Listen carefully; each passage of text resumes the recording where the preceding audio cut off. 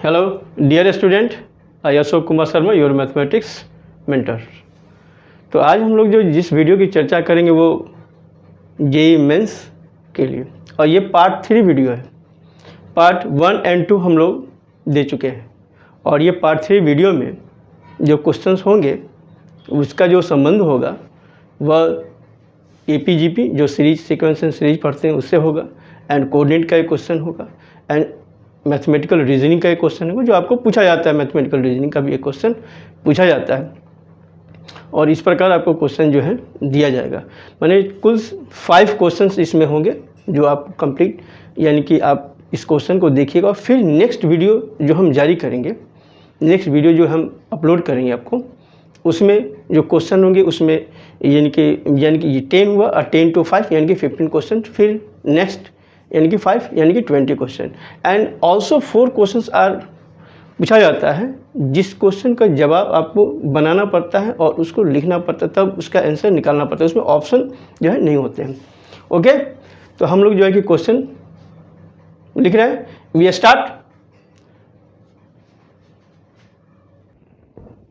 6 number problem हम चर्चा कर रहे हैं। इसमें 5 प्रॉब्लम पर हम चर्चा कर चुके हैं। फर्स्ट वीडियो में 3 क्वेश्चन थे और सेकंड पार्ट में 2 क्वेश्चन थे, और इसमें जो है कि हम 5 क्वेश्चन पर चर्चा करेंगे इस पार्ट में। देखिए 6 नंबर क्वेश्चन पर चर्चा जो हम करने जा रहे हैं उसको देखिए। 4 3 कॉम्प्लेक्स नंबर, 3 कॉम्प्लेक्स नंबर है। 1 minus i, 1 plus i, which of the following is true। यानी कि 3 कॉम्प्लेक्स नंबर दिया हुआ है, 1 minus i और 1 plus i। ये ऑप्शन है। ये कह रहा है कि they form A right angle, दूसरा कहता है कि दे आर कोलिनियर, और तीसरा का they form an equilateral triangle, they form an isosceles triangle. तो अब हम इस क्वेश्चन को बनाना है। पहला right triangle, they are collinear, they form an equilateral triangle, they form an isosceles triangle. तो देखिए राइट ट्रायंगल का कंडीशन तो हम लोग समझते हैं बाय बोधायन थ्योरम के द्वारा। उसी को जो है कि हम लोग पाइथागोरस थ्योरम भी बोलते हैं, लेकिन मैं अधिक कोशिश करता हूं कि उसको बोधायन थ्योरम बोले। हम लोग भारतीयों को सम्मान दें। दूसरा कहता है कि they form an equilateral triangle. Equilateral triangle भी हम लोग दिखा सकते हैं कि अगर all sides are equal, equilateral triangle हो जाएगा। एंड आइसोसेलेस ट्रायंगल भी हम लोग जानते हैं कि कोई भी 2 साइड्स अगर इक्वल होंगे तो आइसोसेलेस ट्रायंगल हो जाएगा। कोलिनियर का कंडीशन एक लाइन में होता है। हम ये बता रहे हैं कि इतनी बहुत आसानी से हम लोग इस प्रश्न को बना सकते हैं। आप लोग एक चीज़ देखे होंगे जिसको वेन डायग्राम, आप लोग आर्गन प्लेन समझते होंगे। आप लोग आर्गन प्लेन जो होता है उस पर इसको ड्रॉ कीजिए, पॉइंट को लोकेट कीजिए, और आर्गन प्लेन पढ़े होंगे आप लोग। जिस प्लेन में हम लोग कॉम्प्लेक्स नंबर के ऑपरेशन को दिखाते हैं, दर्शाते हैं, उसको आर्गन प्लेन बोलते हैं। और आर्गन प्लेन जिसको कॉम्प्लेक्स प्लेन भी बोलते हैं। और आर्गन प्लेन में जो आप समझिए, जो एक्स एक्सिस होता है वो रियल नंबर को इंडिकेट करता है, जो वाई एक्सिस होता है वो कॉम्प्लेक्स इमेजिनरी पार्ट को इंडिकेट करता है। ओके, हम यहाँ पर ही केवल इसको दिखा दीजिए, दर्शा दीजिए, तो आपको आ जाएगा।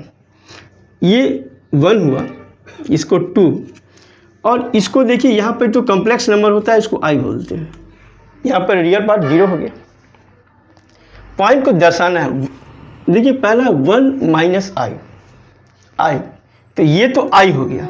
दूसरा 1 plus i यहाँ आएगा। अब देखिए ठीक ये 1 plus i हो जाएगा, क्योंकि इसका रियल पार्ट 1 हुआ, इमेजिनरी पार्ट भी 1 हुआ। अब 1 minus i ठीक इसका कंजुगेट है, तो इमेज ऑफ दिस पॉइंट ठीक इसका इमेज नीचे बनेगा। ये माइनस i हो गया, और इसको दिखाइए, इसको मिला दीजिए। ये पॉइंट हो गया 1 minus i।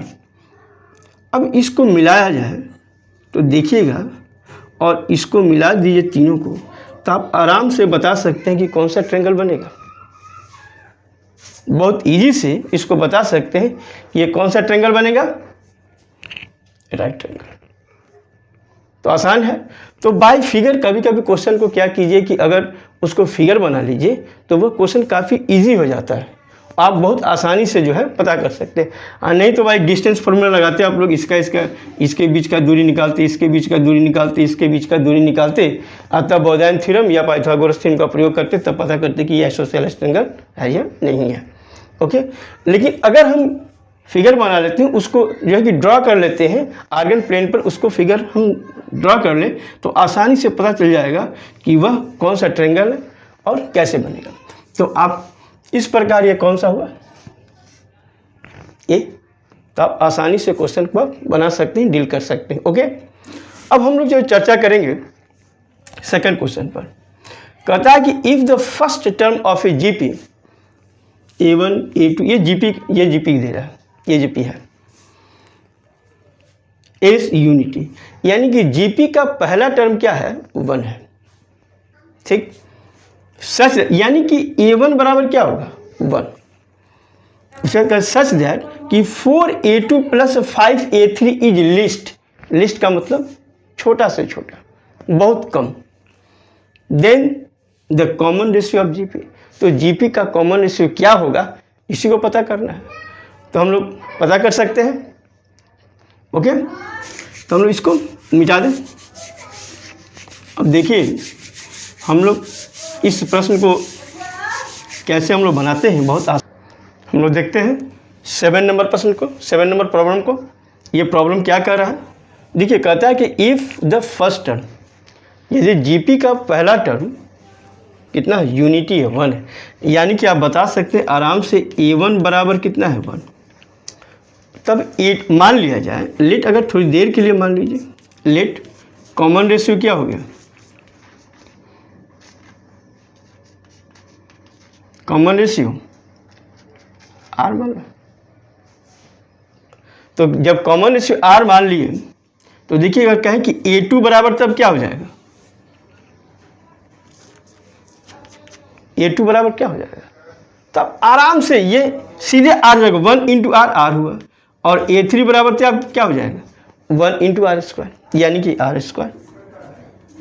वैसे लिखने की आवश्यकता नहीं, जब आप ऑब्जेक्टिव क्वेश्चन को बनाइएगा तो कोई ज़रूरी नहीं है कि ये सब को लिखें, सीधे डायरेक्ट आप मूव कर सकते हैं इसको। ओके, तो आप देखिए 4A2 प्लस 5A3, इस पर चर्चा करेंगे। तो 4A2 एंड 5A3 पर हम विचार करें, चर्चा करें, तो देखिए ये हो जाएगा 4R और ये हो जाएगा 4R²। इसका वैल्यू क्या चाहिए, लिस्ट। तो देखिए कि इसको पहले कर दीजिए और इसको बाद में कीजिए। तो कहे कि 5 को आप कॉमन लीजिएगा तो कितना हो जाएगा R² प्लस 4/5R। ओके, अब हमको क्या करना है कि जब आप, या तो देखिए 2 तरीका से ही बन सकते हैं, या तो भाई डिफ्रेंशिएशन के आधार पर बन सकते हैं, जो मैक्सिमम और मिनिमम से निकाला जाता है उससे ही बन सकते हैं, और या बहुत आसानी से जो है कि आप अगर एक्सप्रेशन पढ़े होंगे तो आप बना सकते हैं क्वाड्रेटिक एक्सप्रेशन। क्वाड्रेटिक एक्सप्रेशन में भी लिस्ट एंड मैक्स पर चर्चा किया गया है। तो यहाँ पे देखिए ये एक क्वाड्रेटिक एक्सप्रेशन है ये, तो R² और इसको क्या कि जो R का जो कॉफिशिएंट है, यहाँ पे R का कॉफिशिएंट क्या है 4/5 है, उसका हाफ कीजिए, यानी कि इसका हाफ अगर करें तो इसका हाफ हो जाएगा 2/5, और 2/5 का स्क्वायर कितना हो जाएगा 4/25। इतना जोड़िए भी और सब्ट्रैक्ट भी कर दीजिए, इतना से बैलेंस हो गया। अब इस पर क्या करें हम लोग, ये देखिए कि R² प्लस 4/5R प्लस 4/25, ये क्या चीज़ होगा, ये आप आराम से पता कर सकते हैं कि यह R प्लस 2/5 का क्या है, स्क्वायर है, और यह हो जाएगा 4/25। तब कहा जाए कि ये लिस्ट कब होगा, इसका वैल्यू कम से कम कब होगा, जब ये टर्म्स 0 हो जाएगा तब। बाकी कोई भी नंबर आप डालिएगा तो इसका नंबर बढ़ेगा ही बढ़ेगा, छोटा नहीं होगा।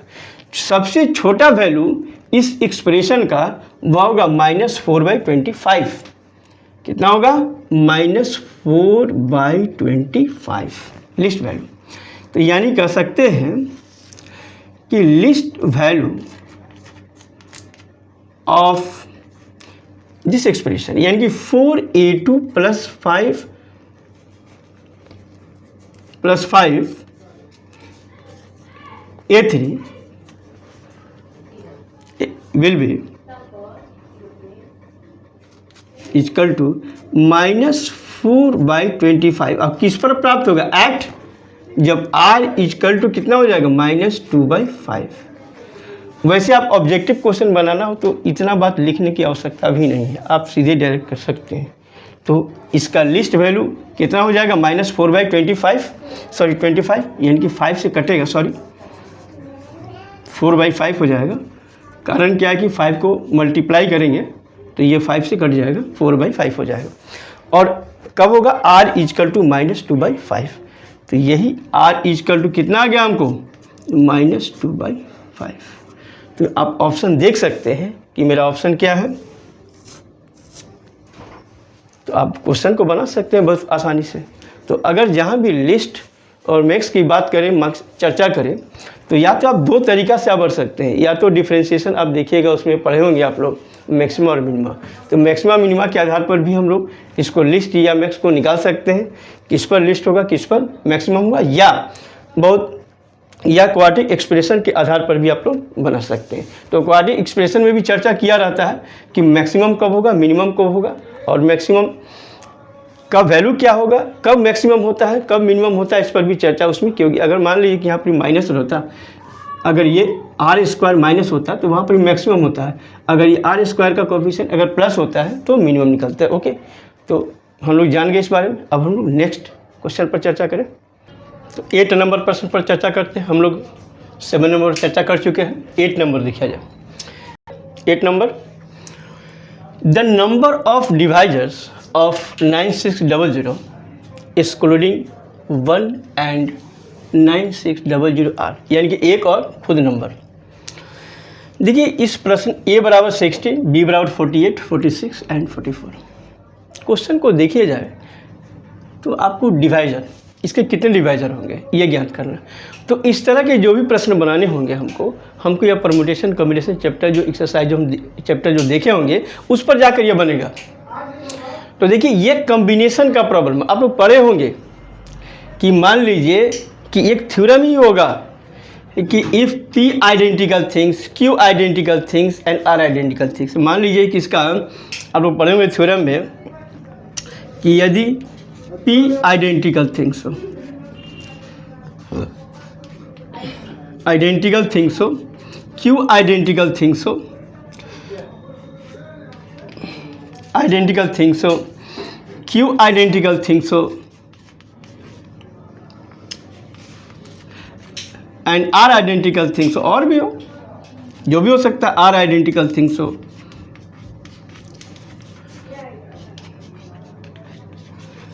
आइडेंटिकल थिंग्स हो, तब उस स्थिति में कहा जाता है कि the number of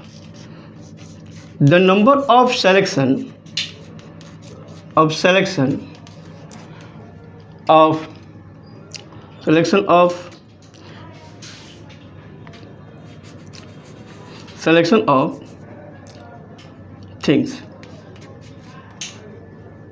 total number of selection of, देखो नो थिंग्स भी हो सकता है, वन थिंग्स भी हो सकता है एंड मोर थिंग्स भी हो सकता है। नो थिंग्स ऐसा भी सिलेक्शन आता है कोई वस्तु का सिलेक्शन नहीं हो, know things, one things and one things and more things and so on, ऐसा चलते हैं।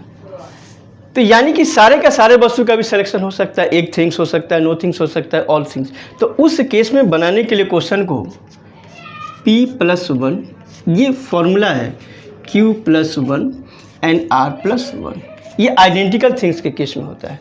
तो जब आइडेंटिकल थिंग्स के केस में हो और हमको नंबर ऑफ सिलेक्शन निकालना हो तो बाय दिस फॉर्मूला के द्वारा हम लोग सेलेक्ट करते हैं। ओके, लेकिन अगर कहा जाए कि हम लोग नो थिंग्स नहीं चाहिए, कम से कम एक थिंग्स चाहिए, तब हम लोग -1 कर देते हैं। जब हमको नो थिंग्स वाला केस नहीं होना चाहिए, तो हम लोग एक -1 कर देते हैं। और साथ में कहा जाए कि नहीं, ऐसा भी नहीं होना चाहिए जिसमें पी क्यू आर सारे के सारे वस्तु को हम एक बार लें, तो उस केस में हम लोग -2 करते हैं। ओके, तो अब हम लोग इस पर विचार करें, जो प्रश्न हम लोगों ने लिया है इस पर, जो क्वेश्चन दिया हो कि 9 6, इसको हम लोग क्या करते हैं कि फैक्टराइज करते हैं। यहाँ से फैक्टर आप निकालिएगा तो बहुत आसानी से निकालिए। तो देखिएगा 3 × 32 आप कर सकते हैं, 3 × 32 96 होता है, इंटू आप 100 आराम से कर लीजिए। ओके, अब इसको जरा सा और आगे बढ़ाइए। 3 × आप 32 जानते हैं कितना होता है, 2 का पावर 5, और 100 जो होता है इसको 4 यानी कि 2 का power 2 into 5 square, 5 square 25 and 2 का स्क्वायर 4 यानी कि 100 हो जाएगा। तो सब जो है कि प्राइम हो गया, ऑल आर प्राइम। अब इसको जैसा सेट कर देते हैं, 2 का पावर 5 + 2 7 इंटू 5 2 इंटू 3, प्राइम हो गया, प्राइम नंबर हो गया और प्राइम का पावर हो गया। अब इसमें से हमको क्या करना है कि बाय दिस फॉर्मूला पर बैठाना है। तो टोटल डिवाइजर आ गया, तो total number of divisor excluding total number of divisor, total number of divisor excluding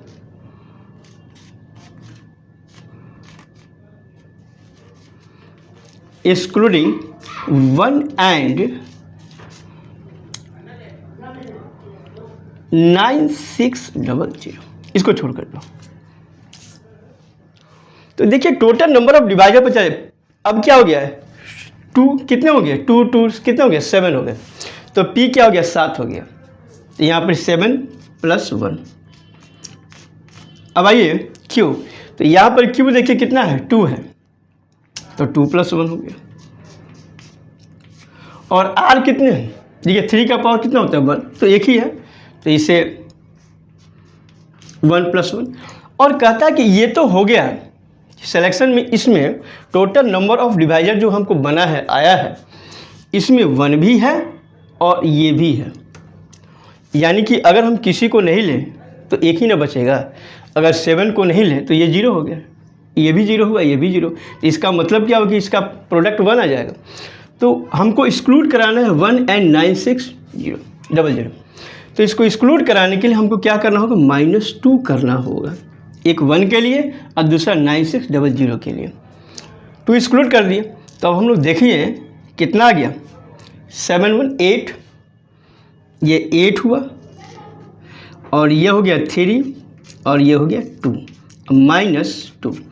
अब वैल्यू को निकालिए, तो ये आ जाएगा 48 अब -2, तो 48 - 2 कितना होता है, 46। ओके, कितना होता है, 46। तो आप ऑप्शन देखिए 46 कहाँ है।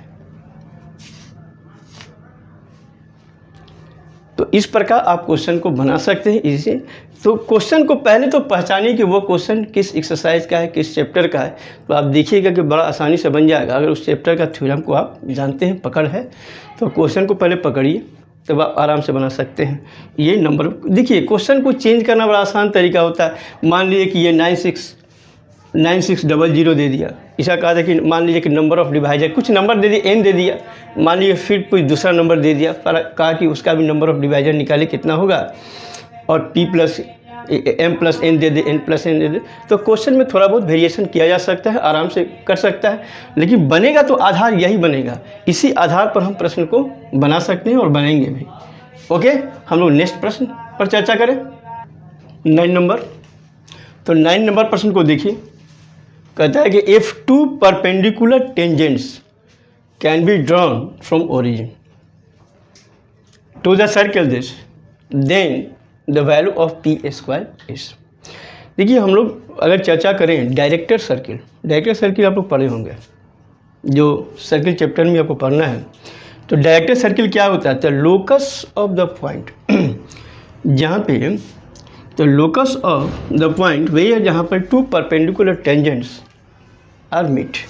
अगर कोई सर्किल अगर है, ठीक, कोई सर्किल हो और अगर हम किसी पॉइंट से दो ऐसे टेंजेंट ड्रॉ करें जो दोनों क्या हो? परपेंडिकुलर हो, तब हम ऐसे गौर कीजिए कि उसका लोकस जो बनता है उसी का लोकस कहलाता है। अगर यह टेंजेंट, अगर दो टेंजेंट अगर है और दो टेंजेंट एक दूसरे पर क्या है? परपेंडिकुलर है, और यह राइट एंगल हो जाए, परपेंडिकुलर हो जाए, तो लोकस ऑफ पी, पी का जो लोकस कहलाएगा वह हम कहते हैं डायरेक्टर सर्किल। तो लोकस ऑफ पी जो होता है, locus of P is said to be director circle. क्या कहते हैं? Director circle.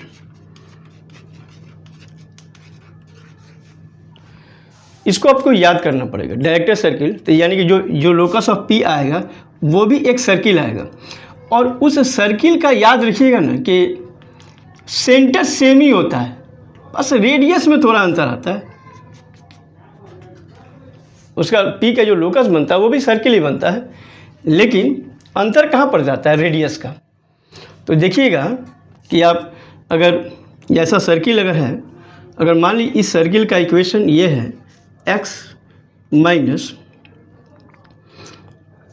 अल्फ़ा का square plus y minus beta का स्क्वायर, और ये अगर आर स्क्वायर है, तो जो डायरेक्टर सर्किल है वह, इसका जो डायरेक्टर सर्किल होगा, डायरेक्टर सर्किल वह जो हो जाता है कोई अंतर विशेष नहीं बढ़ता, केवल ये जो रेडियस का फ़र्क हो जाता है, माइनस ये √2r के बराबर होता है, और ये 2r स्क्वायर हो जाता है, बस इतना ही फर्क होता है, √2r हो जाता है इसका। तो ये डायरेक्टर सर्किल से आप समझ सकते हैं। तो ये प्रश्न उसी के आधार पर है, डायरेक्टर सर्किल के आधार पर ही है। आप बेचक बना सकते हैं इसको। अब इस क्वेश्चन को देखिए, तो चूँकि वो ओरिजिन से खींचा गया है, तो x square minus 6x plus y square minus 2py plus 17 equal to 0। तो क्वेश्चन को देखिएगा, हम इस फॉर्मेट पर पहले इसको ले आए, इस फॉर्मेट पर ले आइएगा, तो x माइनस 3 का स्क्वायर आप प्लस y माइनस p का स्क्वायर, यह आ जाएगा, और प्लस देखिए यहाँ पे 3 का स्क्वायर 9 होता है, तो 17 में से 9 को निकाल दीजिए, कितना बचेगा? 8। तो ये जो हुआ, अब कितना बच गया? 8 और 9 8 17। अब यहाँ पर पी स्क्वायर को ऐड करना, जब पी स्क्वायर इसमें आएगा, प्लस पी स्क्वायर आएगा, तो उसको घटाना भी पड़ेगा पी स्क्वायर को। तो आप देखिए, गौर कीजिएगा, तो ये x माइनस 3 का स्क्वायर आप प्लस y माइनस पी का स्क्वायर, और देखिए इसकल टू कीजिएगा तो आराम से हो जाएगा पी स्क्वायर माइनस 8, तो ये आर स्क्वायर हो गया। तो अगर इसका डायरेक्टर सर्किल क्या, इक्वेशन क्या हो जाएगा? डायरेक्टर सर्किल जो हुआ, तो उसका इक्वेशन पर गौर कीजिएगा डायरेक्टर सर्किल का, तो ये आराम से आप देखिएगा, अब ये x माइनस 3 का square plus y minus P का स्क्वायर, ठीक है, और इजकल टू, ये इसमें 2 ऐड करिए, 2p स्क्वायर माइनस 8 हो जाएगा, ओके, यानी कि 2r स्क्वायर। अब चूंकि ये डायरेक्टर सर्किल ओरिजिन से पास करता है, ये जो देखिएगा वो डायरेक्टर सर्किल तो ओरिजिन से पास करेगा, क्योंकि ओरिजिन से ही डाला जा रहा है, तो इट पासेस थ्रू ओरिजिन। तब तो जो डायरेक्टर सर्किल होगा, वो director circle passes through origin,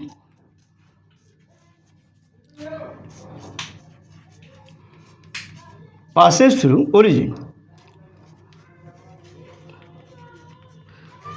क्या कि ओरिजिन से ही डाल रहे हैं परपेंडिकुलर, तो जब ओरिजिन से डाल रहे हैं तो इसमें डाल दीजिए, तो आप देखिएगा ये 0, ओरिजिन का पॉइंट 0 0, तो ये 0, तो ये हो जाएगा -3 का स्क्वायर क्या हो जाएगा 9।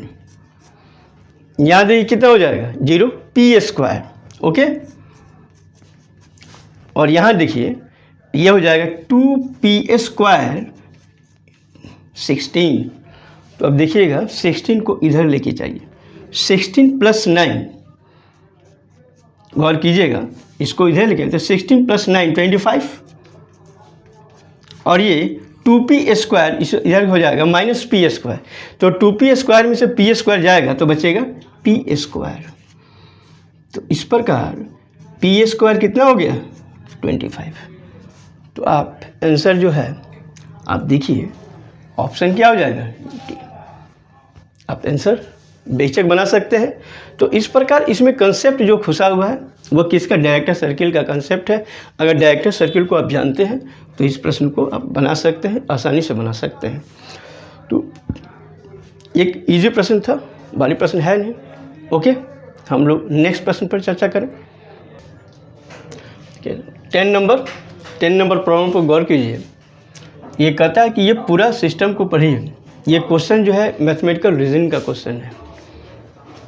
मैथमेटिकल रीजनिंग का प्रश्न भी आपको जेईई में पूछता है, एक प्रश्न होता है। तो देखिए ये मैथमेटिकल रीजनिंग का प्रश्न है। इसमें क्या है, P इट रेन्स टुडे, यानी कि आज बारिश होगी। P ये स्टेटमेंट्स है। Q दूसरा स्टेटमेंट्स क्या हुआ, ये आई गो टू स्कूल, मैं स्कूल जाऊँगा, मैं स्कूल जाता हूँ। आई गो टू स्कूल कहता है कि आई सेल मीट एनी फ्रेंड, आई सेल हो गया, मैं एक दोस्त से मिलूँगा। S जो स्टेटमेंट्स हुआ, I shall go for a movie, और मैं मूवी देखने जाऊँगा। Okay, then which of the following is proportion, यानी कि इसमें से कौन सा जो है एक कथन है, जो इस कथन के अनुसार इसमें से कौन सा सही है ये बताना है। ये एक स्टेटमेंट्स हो गया, प्रोपोजिशन हो गया, और ये इसमें इक्वल टू भी है, ये इसके द्वारा हो गया। ये पूरा एक प्रोपोजिशन लिखा हुआ, प्रोपोजिशन लिखा हुआ है, इसको पढ़िए। If it does not rain, यदि ये बारिश नहीं हुई। If it does not rain, बारिश नहीं हुई। और यहाँ पर स्टेटमेंट देखिए और लगा हुआ है, if I do not go to school, और यदि मैं स्कूल नहीं गया, then I shall meet my friend, तब मैं अपने मित्र से मिलूँगा, and go for a movie, तब और मैं एक मूवी देखूँगा। तो इस स्टेटमेंट्स को गौर कीजिए। इसमें यहाँ से यहाँ तक स्टेटमेंट्स जो लिखा हुआ है, ये इफ़ आई, ये अगर हुआ तब ये होगा। देखिए ऊपर वाला स्थिति को देखिए, ये ऊपर वाला होगा तब नीचे वाला होगा, तो नीचे वाला स्टेटमेंट के साथ इम्प्लाइज जुड़ जाएगा, ये रिजल्टेंट, ये देखिए इम्प्लाइज जुड़ा। अब देखिए यहाँ पर कहता है कि डज नॉट रेन, तो याद रखिए अगर रेन हुआ तो P, और नहीं हुआ तो ये नेगेशन हुआ, नेगेशन ऑफ दिस स्टेटमेंट्स, यानी कि P का नेगेशन हो गया, यानी कि P हुआ इट रेन टुडे, और यदि नेगेशन लग गया तो कि आज बारिश नहीं होगी, यानी कि it does not rain today, वो वर्ड हो गया। P से डज नॉट रेन हुआ, शॉर्ट में लिखते हैं नॉट रेन टुडे। उसी प्रकार ये देखिए, उसके बाद कहता है कि if I do not go to school, ये स्कूल का स्टेटमेंट्स हुआ, तो ये भी क्या हो गया, -Q हो गया, यानी कि यदि नहीं गया तो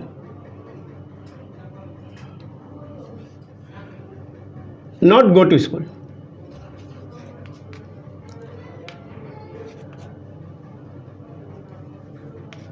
स्कूल नहीं गया तो, यानी कि शॉर्ट में लिख रहे हैं इसको, ये मत समझिए कि ये। तो याद रखिए, तो यहाँ पर आप आइए, ये P अब यहाँ पर एक शब्द है और, बीच में लगा हुआ और के लिए इसका प्रयोग होता है, और एंड के लिए इसका, ये और हो गया और यह हो गया एंड। शब्द जो आता है उसको ज्वाइन करने के लिए, एंड के लिए और है। तो और क्या कहता है कि माइनस, ये नेगेशन, ये क्यों। अब उसके बाद ये इम्प्लाइज तो लगा ही है, इम्प्लाइज तो लगेगा ही रहेगा। तब क्या होगा, तब यह होगा आई शैल मीट माई फ्रेंड, तब मैं अपने दोस्त से मिलूंगा आर। और याद रखिए यह स्टेटमेंट्स लगा एंड, तो एंड का मतलब क्या हो गया, ये एस। तो देखिए अगर आप डिमॉर्गन्स लॉ पढ़े होंगे, डिमॉर्गन्स लॉ का क्या कहता है कि ये अगर है यूनियन की बात है, तो अगर निगेशन लगेगा ना तो ये कहता है कि माइनस पी, ये उलट जाता है। और यदि अगर पी इंटर ऐसा है, निगेशन अगर लगे ये हो जाता है माइनस पी और ये माइनस, इस केस में ये डिमॉर्गन्स लॉ के अनुसार। वैसे आप सेट थ्योरी में भी पढ़े होंगे, लगभग उसी के तरह ये काम करता है। सेट थ्योरी में आप लोग पढ़े होंगे। तो इसको लिख सकते क्या है, माइनस ये नेगेशन पी क्यू और ये आर इंटरसेक्शन एस। तो बहुत आसानी से आप पकड़ सकते हैं इस स्टेटमेंट्स का कौन सा हो जाएगा ये। तो ये मैथमेटिकल रीजनिंग का प्रश्न है, बहुत इजी होता है और आप पढ़िएगा। इस अगर ठीक से अगर पढ़ लिए, बहुत भारी नहीं होता, बहुत इजी इसके प्रश्न होते हैं। अगर आप 2-4 बार इसको देख लीजिएगा, पढ़ लीजिएगा, तो इसका क्वेश्चन आपसे बन जाएगा, सॉल्व हो जाएगा। और क्वेश्चन अगर सॉल्व हो गया तो समझ लीजिए कि आप 4 नंबर गेन कर लिए जेईई मेंस में। तो देखिए कुछ ऐसे ट्रिक्स होते हैं, कुछ ऐसे तरीके होते हैं जिसके चलते हम नंबर को गेन कर सकते हैं। कुछ चैप्टर ऐसे होते हैं जो अगर आप पढ़े हुए हैं, उसको जानते हैं, तो आप उसका क्वेश्चन को बनाएंगे ही बनाएंगे, ये तय है। और कुछ ऐसा भी चैप्टर ऐसा हो जाता है कि जिस चैप्टर को आप बहुत पढ़िए, बहुत मेहनत भी कीजिए, तो शायद क्वेश्चन बने या नहीं बने, ये तो वक्त का उस समय की बात है। लेकिन कुछ ऐसे चैप्टर होते हैं जिसका क्वेश्चन बनाना उस समय पर थोड़ी मुश्किलें पैदा करती हैं। ओके, तो हम लोग इस पर का हम लोग 10 प्रश्न ये पार्ट 3 में हम लोग देखें, और इसके आगे हम लोग पार्ट 4 जब चालू करेंगे, पार्ट 4 में आपको दिखेगा। फिर न्यू क्वेश्चन के आधार पर हम लोग तय करेंगे, न्यू क्वेश्चन हम लोग सॉल्व करेंगे। थैंक्स। ओके।